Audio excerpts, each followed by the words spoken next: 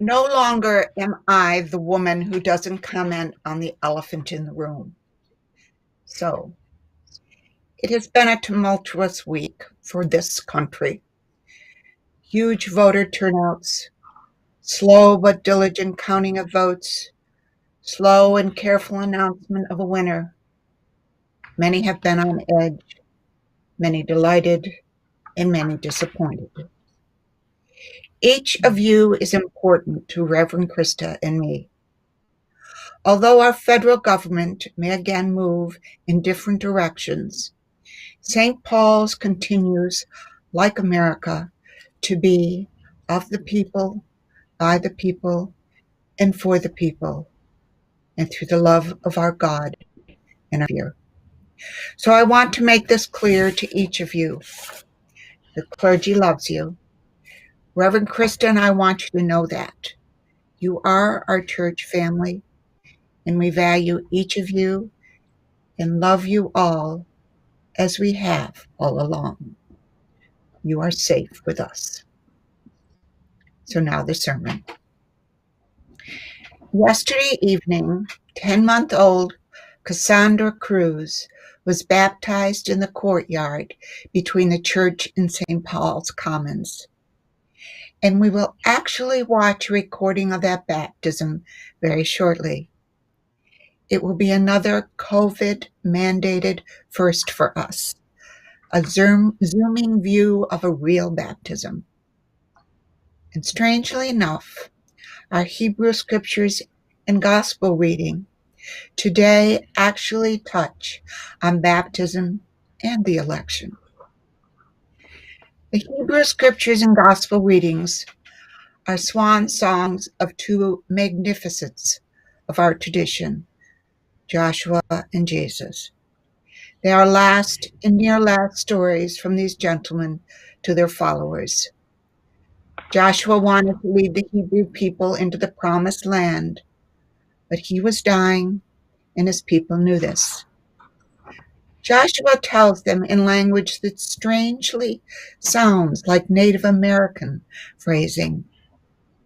And now I am about to go the way of all the earth. First Joshua, in the tradition of his culture, retells the story of the Hebrew people. Then he instructs the people to revere the Lord. And then he asks for their recommitment to God, a renewal of the covenant they had made with God after Moses' 10 Commandment covenant.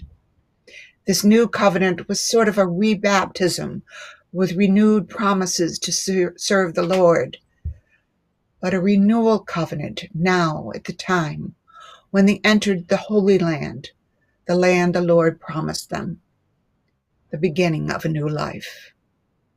Joshua asks them to choose between foreign gods and the Lord God. And the people choose to recommit with the words, "The Lord our God we will serve, and him we will obey."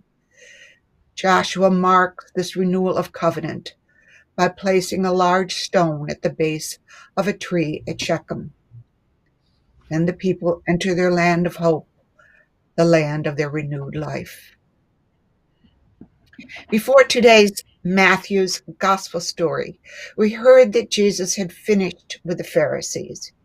We had several Sunday mornings when we heard Jesus pointing out to the Pharisees how they were not interpreting the law as it was intended.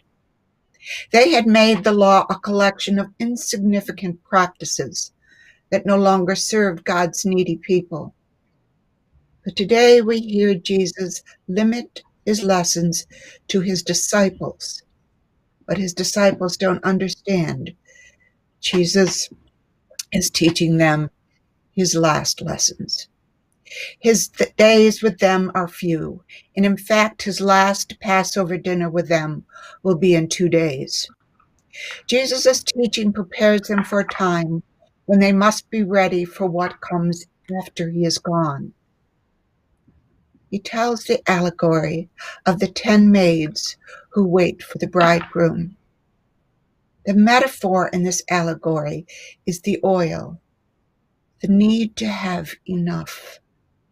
What the disciples' ministries of the future will demand of them, they cannot know or even imagine.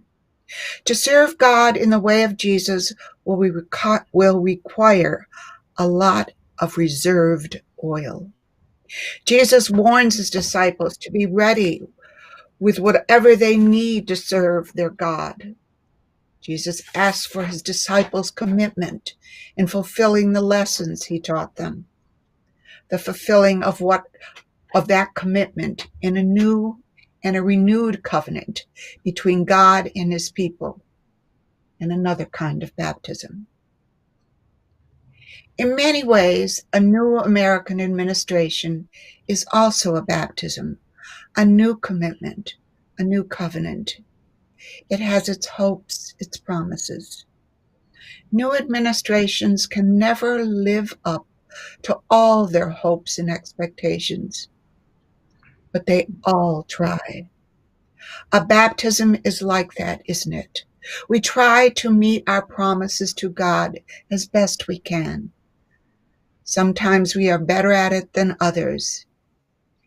It is the practice of our baptismal covenant, including a return to that covenant when we slip up, that makes us Jesus' disciples, the ones who have learned his lessons and who stand ready to serve.